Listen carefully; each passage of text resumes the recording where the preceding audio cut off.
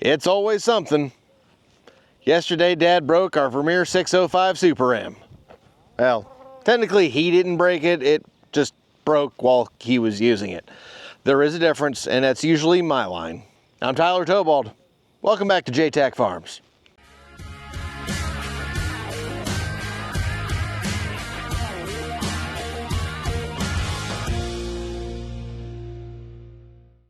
The Vermeer 605 Super M.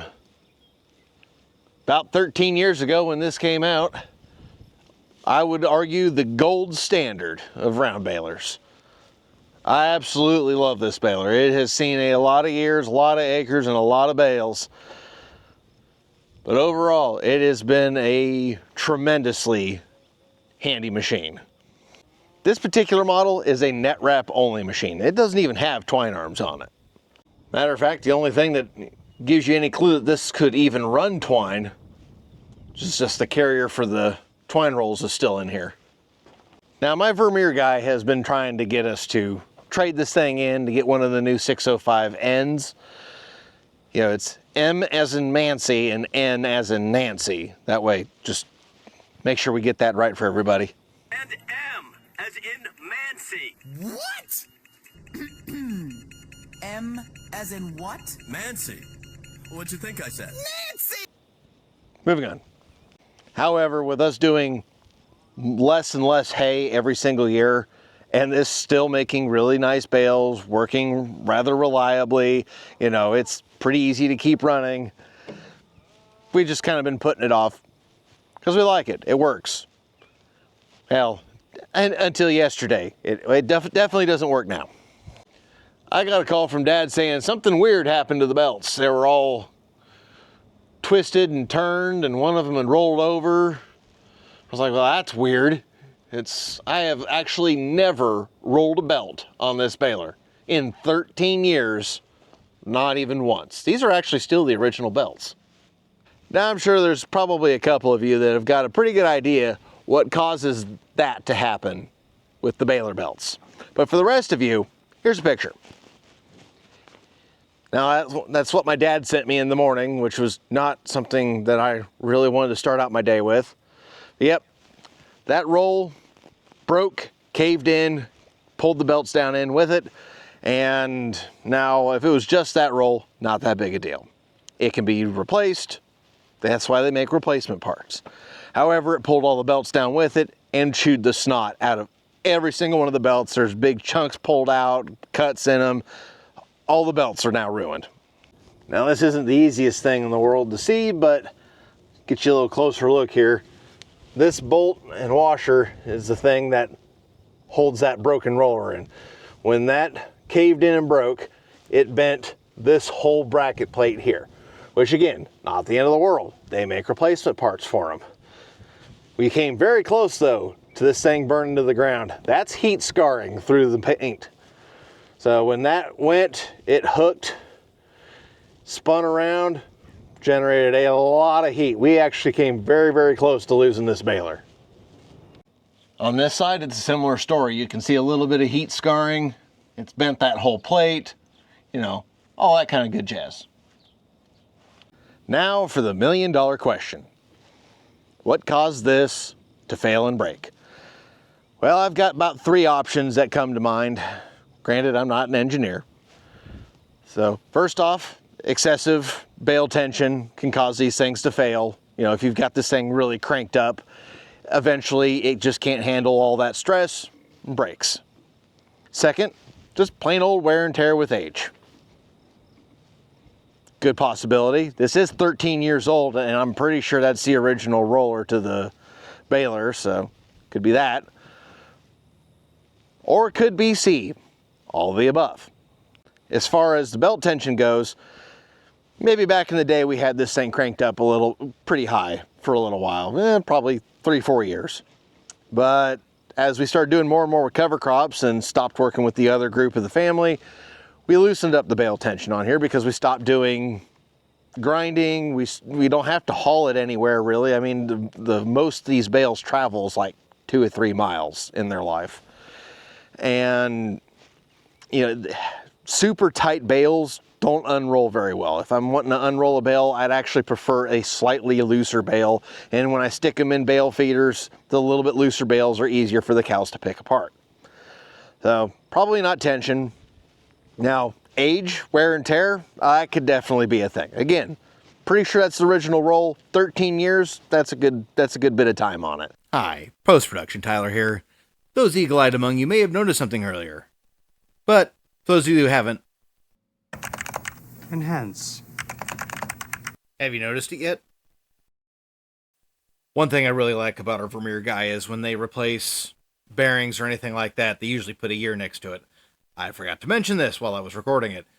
We had all new bearings put in our rollers in 2018. So, still original rollers, but on new bearings. Moving on. I'd wager more option B or maybe option C. Thankfully, I've got a fantastic Vermeer dealer, and he's coming out today to pick this thing up, and he's bringing me out a loaner one that I'm pretty sure he's probably going to try to sell me. If you're anywhere near North Central Kansas or Glen Elder, give Winkle Manufacturing a call. I'm not sponsored or anything by them, but they're a good group of folks to work for. I've been working with Alan for a long time. Good group of folks. So we answered the $1 million question, but now on to the $1,001 question. Are we going to fix this? Is it even worth fixing? That's the question that we got to kind of figure out. I mean, all of this is fixable, but is it really worth it?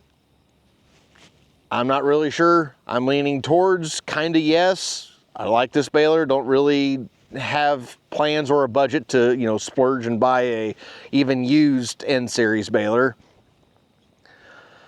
But that just all depends on what it's going to cost to get this thing back and running again and how long it's going to take. Going to have to weigh the options out. But there's actually a third choice we haven't talked about. And that choice is, do we even replace this at all?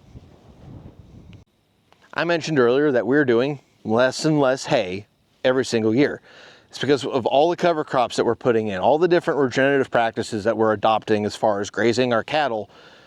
Those have cut our feed needs substantially. And once we retire this patch of alfalfa here, Dad and I will have all of 45 acres. That's all we'll need. My uncle, once we get his new patch into production, he'll be down to 30 acres. Might it be simpler or cost effective to just hire it done, to not have this expensive fleet of hay equipment and focus my time on other things and let someone else who has better equipment who can get it done faster just go ahead and do it and let the maintenance of that equipment be their problem, not mine? That's something we're going to have to give a little weight to as well. I don't have a good answer right now for that, but it's something that we're definitely going to have to mull over as well. Feeding into that last option is the fact that in addition to this, we've also got a swather that is, or disc bind, hay bind, whatever you folks want to call it. Everybody's got their thing they want to call it, and everyone else is wrong, and they have a reason because of it.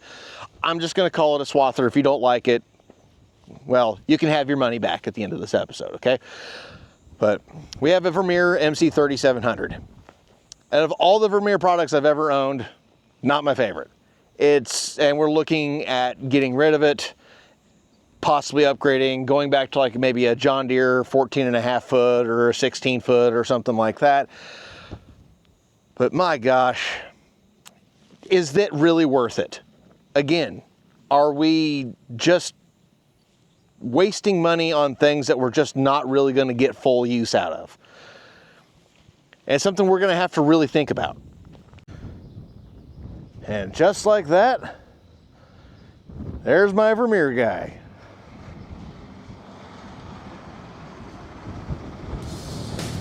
Bringing me a 605N Select.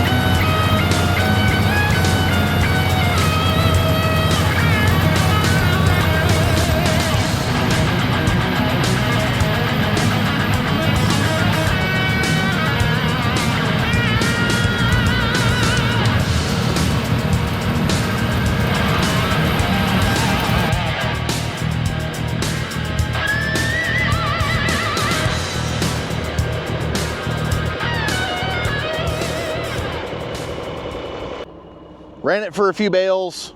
Let's talk about my first impressions with this 605N Select. Overall, right out of the gate, I like this baler. It is close enough to the 605 Super M that I was running that a lot of the stuff is pretty much exactly what I'm used to seeing when I open the doors up and everything else. The monitor, much easier to use. The touchscreen works nice. It makes a lot of sense. It's just a very, very nice monitor. A lot of options. I really like the fact that that pickup shuts off when it's wrapping with net. Overall, this just works great. I'm baling at 10 mile an hour with it, which granted I'm in really light hay, but it's picking it all up off the ground. So I think Vermeer knocked it out of the park with this 605N. This is everything and more of a 605 Super M, and literally anything our Super M could do, this can do better. Unfortunately, this is where my testing kind of comes to an end, because this hay is a little crispy now. You can see the leaves and stuff shaking off of it, so it is definitely too dry to be baling. It's 11 in the morning now. It's supposed to be 90. We've had wind for like the last few hours of steady 5 to 10, so that is definitely not going to get done today. Probably just leave it on the field, and maybe it'll be enough of a sacrifice to Mother Nature that she will graciously give us some rain that we so desperately need. Hi, post-production Tyler again. It's been past that weekend now by the time I've got this video edited, and we missed all that rain. Every single chance. And now it's supposed to be over 100 for the next 2 weeks. So anyways, third cutting of alfalfa is canceled, and fall harvest is canceled. I'm going to go get some spicy apple juice now. Grab some lunch and take over plant and cover crop from Dad. What do you guys think? Should we fix the old one, trade for the new one, or should I just get out of the hay game completely and have somebody else just come in and custom do it for us? Let me know down in the comment section. Now, if you've made it this far and you've enjoyed the video, please don't forget to like, subscribe, share. Already told you to comment. Also, hit that little bell icon. That way you don't miss another video. I think there's a couple other different things. Maybe a button here, a button there. Just don't press the big red button. That's very important. Hope to see you back next time. As always, thanks for stopping by.